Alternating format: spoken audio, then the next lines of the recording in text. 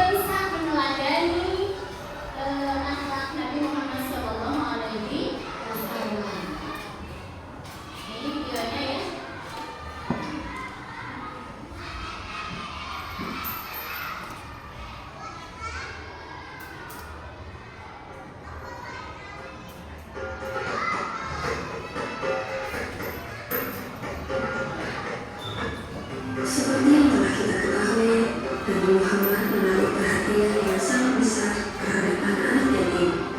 Pada suatu hari raya, Nabi Muhammad pergi keluar rumah untuk melaksanakan sholat Idul Fitri, sementara anak-anak sedang bermain dengan gembira di jalanan. Namun di kejauhan, tampak seorang anak kecil duduk berseberangan dengan mereka yang sedang bermain. Dengan pakaian sederhana dan tampak murung, ia menangis tersenyum. Melihat hal itu, Nabi Muhammad segera menghampiri anak tersebut lalu beliau berkata, "Nak, mengapa kau menangis dan tidak bermain bersama mereka?" Anak kecil itu tidak mengenali bahwa orang dewasa yang sedang berada di hadapannya adalah Nabi Muhammad yang merupakan utusan Allah. Ia pun menjawab, "Paman, ayahku telah meninggal. Ia mengikuti Nabi Muhammad dalam menghadapi musuh di sebuah pertempuran, tetapi ia gugur dalam medan perang tersebut." Nabi Muhammad mendengarkan dengan seksama rangkaian peristiwa dan rasa malu yang menimpa anak tersebut. Anak itu pun melanjutkan ceritanya. Ibuku menikah lagi. Ia mengambil warisanku yang merupakan peninggalan ayah, sedangkan suaminya mengusirku. Kini aku tak memiliki apapun, dan hari ini aku melihat teman sebayaku merayakan hari raya bersama ayah mereka. Perasaanku dikuasai oleh kehampaan tanpa ayah, karena itulah aku menangis. Mendengar penjelasan dari anak baru itu, hati Nabi Muhammad teruntuk.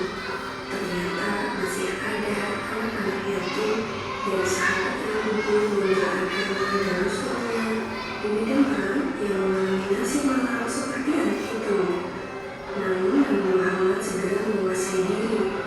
Nabi yang duduk berhadapan dengan anak ini segera memegang tangannya. "Apakah kau sudi bila aku menjadi ayahmu, Aisyah menjadi ibumu, Ali menjadi pamanmu, Hasan dan Husain sebagai saudaramu, dan Fatimah sebagai saudarimu?" Tanya Nabi Muhammad. Mendengar tawaran itu, anak itu seketika mengerti bahwa yang dihadapannya adalah Nabi Muhammad SAW. "Kenapa tak sudi wahai utusan Allah?" Jawaban ini dan senyum terbuka. Nabi Muhammad kemudian membawa anak angkatnya pulang ke rumah. Di sana anak ini diberikan pakaian terbaik. Ia dipersilahkan makan hingga kenyang. Penampilannya diperhatikan, lalu diberikan wangi-wangian. Setelah selesai, ia pun keluar dari rumah Nabi Muhammad dengan senyum dan wajah bahagia. Melihat penampilannya yang sudah berbeda, para sahabatnya yang semula sedang bermain bersama mulai bertanya, "Sebelum ini kau menangis, tapi kini kau tampak sangat gembira." "Benar sahabatku, tadinya aku lapar, tetapi lihatlah, sekarang tidak lagi, aku sudah kenyang. Dulunya aku memang tidak berpakaian bagus, tetapi kini lihatlah, sekarang aku mengenakan pakaian bagus. Dulu memang aku ini yatim, tetapi sekarang aku memiliki keluarga yang sangat perhatian. Nabi Muhammad ayahku, Aisyah ibuku, Ali pamanku, Hasan dan Husain saudaraku, dan Fatimah saudariku. Bagaimana aku tidak bahagia?" Mendengar cerita sahabatnya, mereka tampak menginginkan nasib serupa. Sampai salah satu dari mereka berkata, "Coba saja ayah kita juga gugur pada peperangan itu, sehingga kita juga diangkat sebagai anak oleh Nabi Muhammad." Lalu waktu terus berjalan, usia semakin bertambah, kebahagiaan anak ini berkurang ketika setelah beberapa tahun setelah itu, Nabi Muhammad meninggal dunia. Meratapi pergian ayah angkatnya yang paling mulia, ia menangis dan bersedih. "Sungguh menyedihkan. Kini aku kembali terasing. Aku bukan siapa-siapa lagi. Aku kini menjadi yatim yang kesepian," katanya sambil menangis sedih. Sayyidina Abu Bakar As-Siddiq yang menyaksikan anak ini segera memeluknya.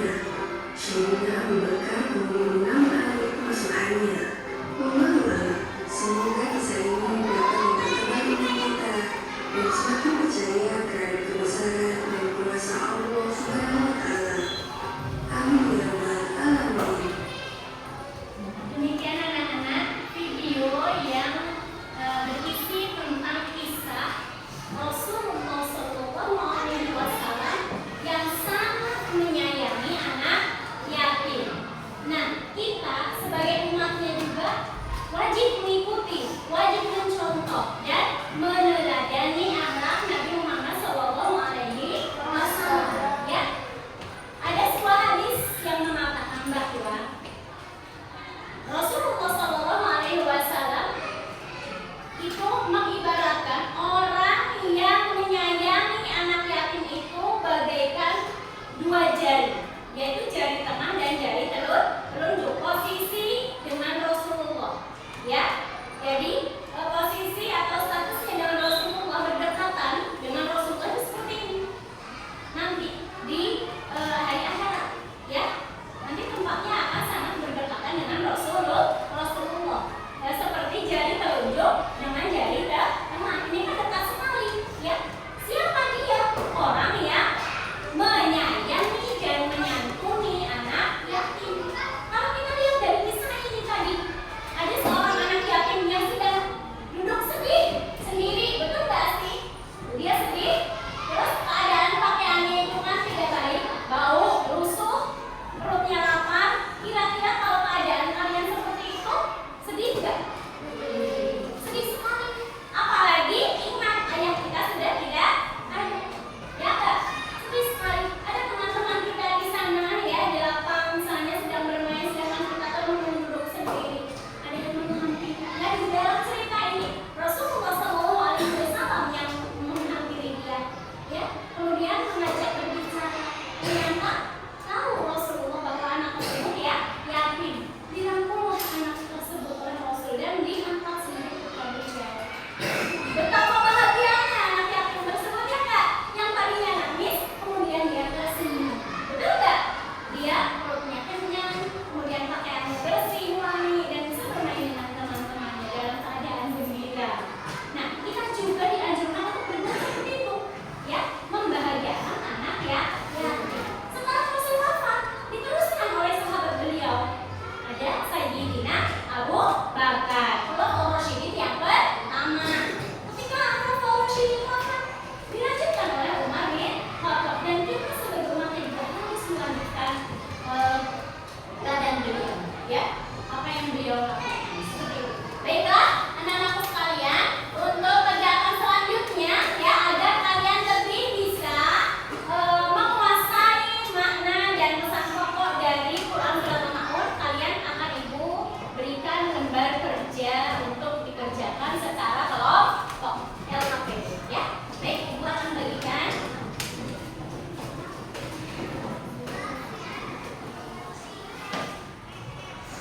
LKPD dan bahan ajarnya ini silakan untuk dikerjakan bersama-sama, ya. Kelompok 4, ya. Yang apa namanya? Catat ini.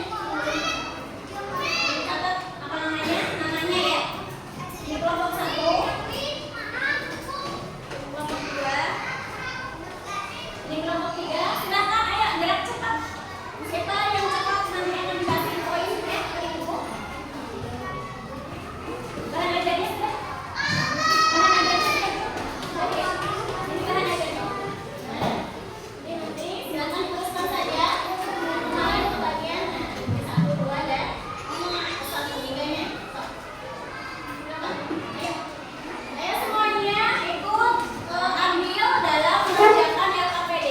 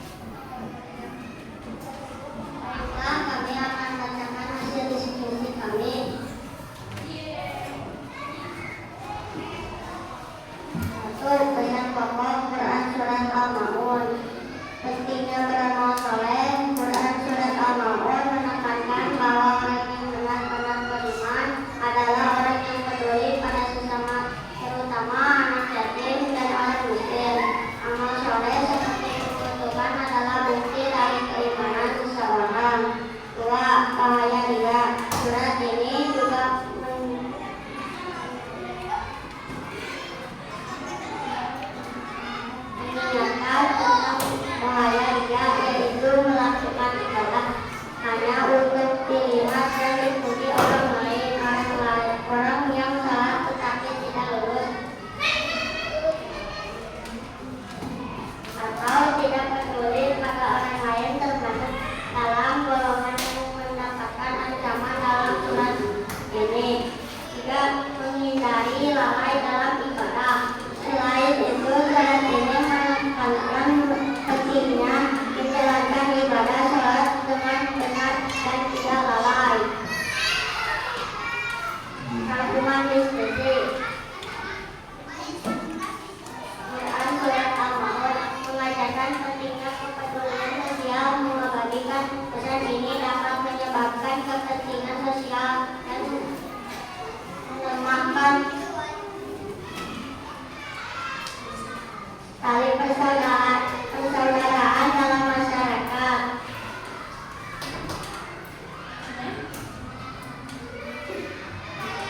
Demikian hasil diskusi kami. Apabila teman-teman ingin bertanya, silakan.